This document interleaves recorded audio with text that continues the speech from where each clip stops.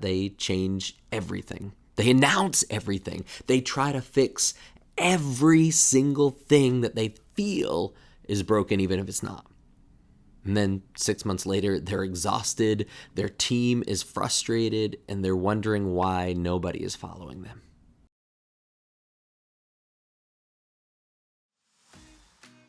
You got the job. You walked into the ministry, and now you've spent your first few months learning the house, trying to figure out the people and their culture, and really trying to figure out exactly what you're dealing with. So now what? Because this is where a lot of leaders start to get themselves into trouble. They finally landed that position that they've wanted so bad that they interviewed 1, 2, or 10 times for. And immediately they step in and feel like they have to prove themselves and prove that they were the right person and the right hire. And so because of that, they change everything. They announce everything. They try to fix every single thing that they feel is broken, even if it's not. And then 6 months later, they're exhausted, their team is frustrated, and they're wondering why nobody is following them. So last week we talked about what to do before you say the yes, discerning the ministry that you're about to step into. Today, we're going to talk about the other side of it. What it actually takes to lead well once you're there. I'm Josh, and this is Beyond the Numbers. This is a podcast where we have real and raw conversations about what healthy ministry and healthy leaders should look like. If this is your first time here or your 100th time, like, follow, subscribe, and stick around. Because we've got some great conversations, and we want to build a ministry that is more Christ-like and less toxic. Last week, we started a discussion on what to do in the process of stepping into a new ministry. And a lot of what we talked about last week was before you say the yes. Today, we're going to discuss the other side of that. Now that you're here, now that you're involved, now that you have an understanding, what are the things to do as you step into this new ministry to make it healthy? And I can tell you one of the biggest issues that all relationships have, and that is communication. This is huge, especially the second you start to make any changes within your ministry. For me, here's a rule I try to live by, and I have to give the disclaimer that I am not perfect at it by any means, but I try. And that rule is that none of my team or my leaders hear about something for the first time from the stage. I mean, I've been there before, where something's announced from the stage and you're like, whoa, that caught me off guard. And you're trying to do the smile thing, and inside you're like, oh my goodness, what, huh? Was that thought through? Is that going to make the best decision? No one wants to be there, especially your team, the people that you consider close, those that are helping follow you, and those that are volunteering their time and their effort and their energy from you. The last thing you want for them to do is to hear some major announcement, some major change from the stage before they were already looped into it. Now, I've been there before. I've been the guy that has made that mistake, and I had good leaders that pulled me aside and let me know how much it hurt. I've also been on the other side of that, where it was new information that I was receiving, and it still stings. That is not how you treat people who are pouring their time into your ministry with you. When I rewrote our student ministry vision and the direction that we're going with it, it was bounced off of my leaders about 2 or 3 months before we ever dove into it with the youth ministry. I asked them to help me word it. I gave them some different options. I tried to give them some ownership with it, to let them feel the direction that we were heading and have them give some insight and ideas back to me. And what ended up happening was, by the time it was actually rolled out and we preached it in a series that we just taught this year, for them it wasn't the first time. For those leaders, they were already on board because they had been in the room months earlier helping plan it out. Now I realize, Lord willing, as you grow and your ministries grow, your leader counts will change. And not everyone needs the same information, especially at the same time, even though some people feel like they may. And that is fine.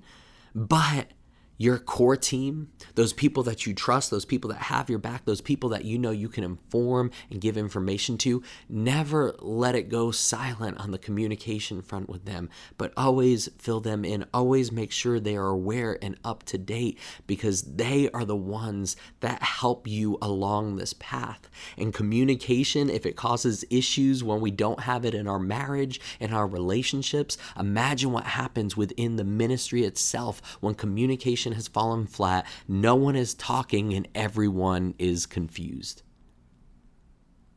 Stop that before it starts. Okay.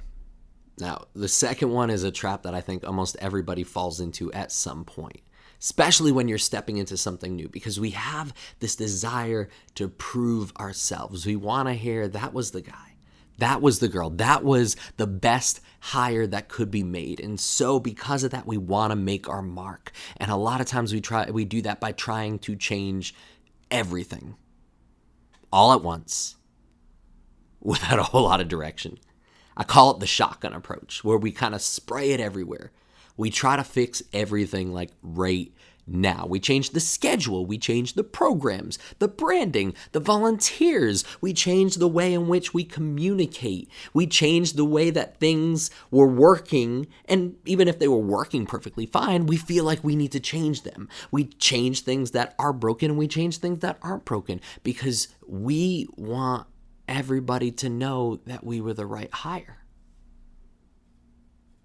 And what actually happens is, first, you end up exhausting yourself. And then second, you end up burning out everyone that's around you. And all that it actually does is break you and your ministry down a bit. There's a concept from Stephen Covey's 7 Habits. He calls it the emotional bank account. And he explains that every leader has a trust balance of sorts with their people. Every win that you have, every kept promise, every time that you roll something out and it is successful, that is a deposit. But every broken rollout, actually, never mind, we're going back, we're changing that. Or every time you say you're going to do something and you don't, those are all withdrawals. And if you're spending down faster than you're building up, you will run out. And the sad part is that most of the time people run out with ever realizing that it was gone. So here's something that I have started doing.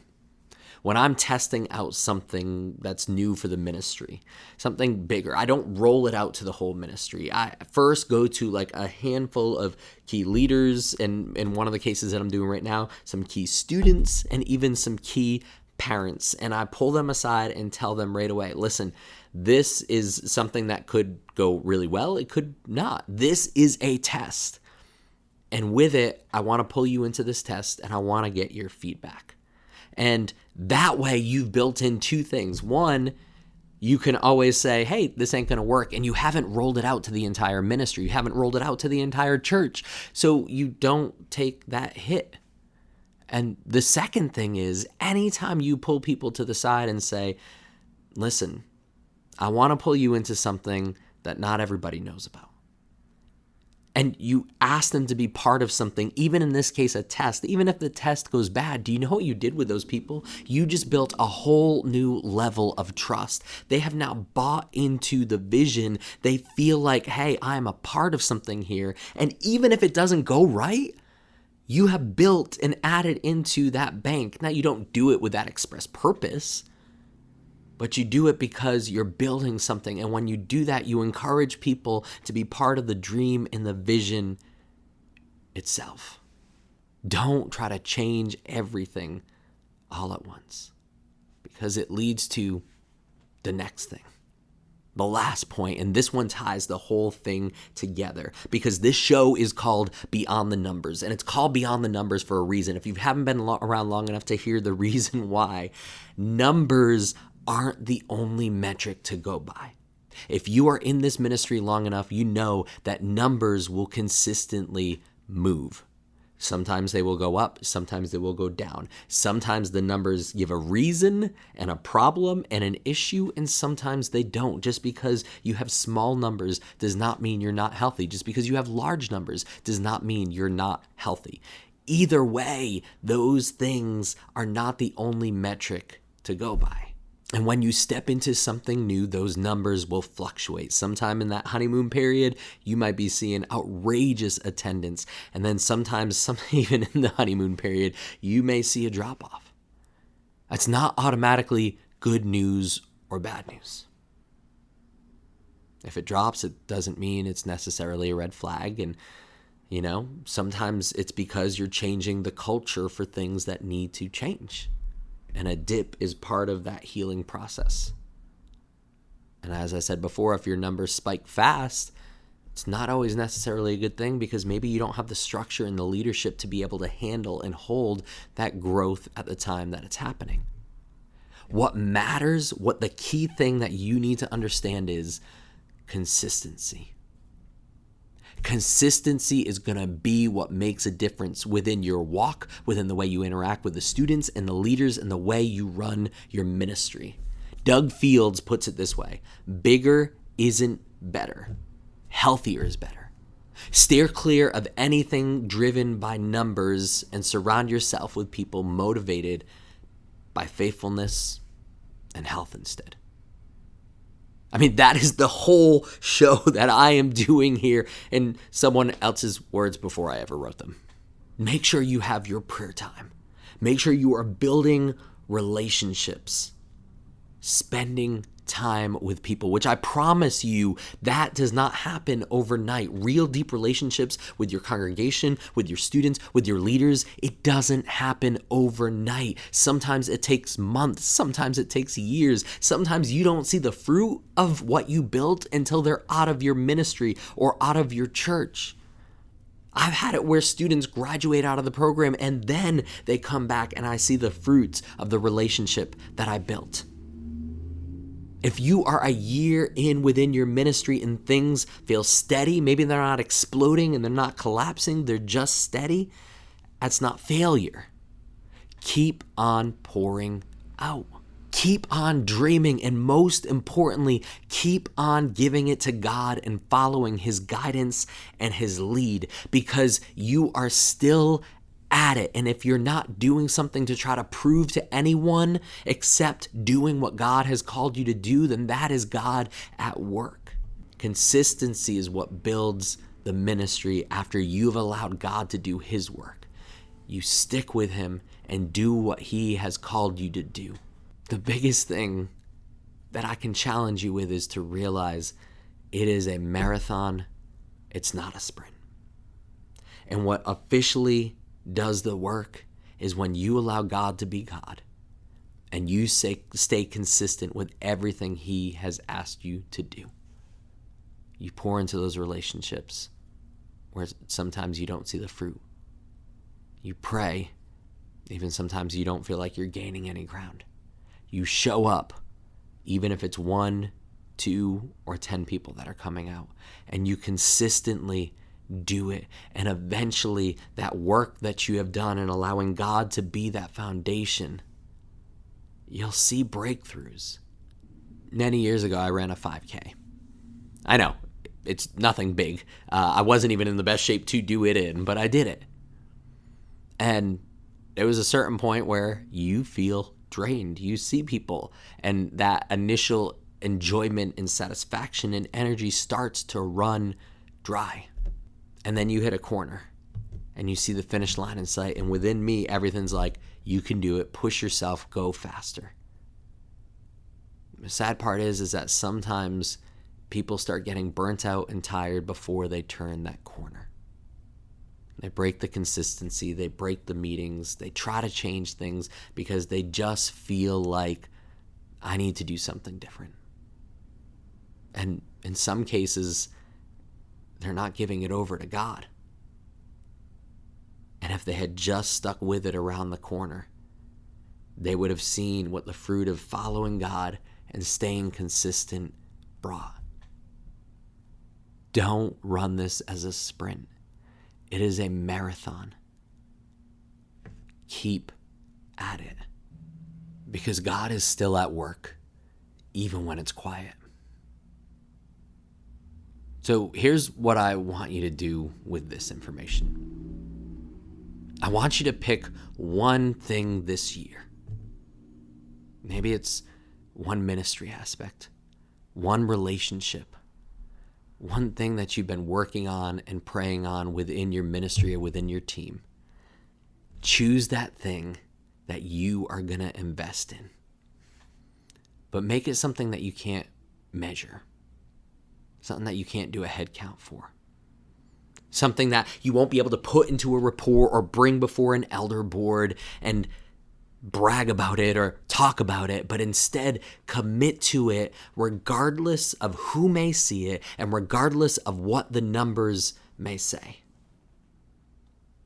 Do it for God, because He has called you into it, and do it for the long-term investment, even though you don't know what it is. Because that's what beyond the numbers is. Healthy ministry without the same metrics. I hope there was something in today's episode or this two-parter that stood out to you that maybe made a difference in your life. From day one, when it came to this podcast, it was, if I can help one person, if I can share insight with one person.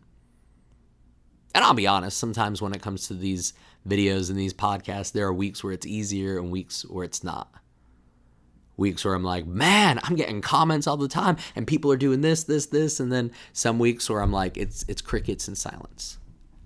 And God reminds me consistency, not even if it's for the one. If you were the one, if maybe something hit, comment. I would love to hear what it is. I would love to hear what God's doing in your ministry. And share it with someone that needs it.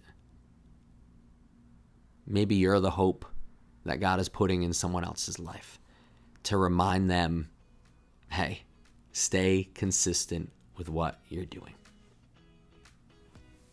Next week, we've got more great content, more great topics. And then we're going to revisit this in just a couple of weeks with Josh Griffin as we talk about some of his insights and stories into when you're stepping into a ministry.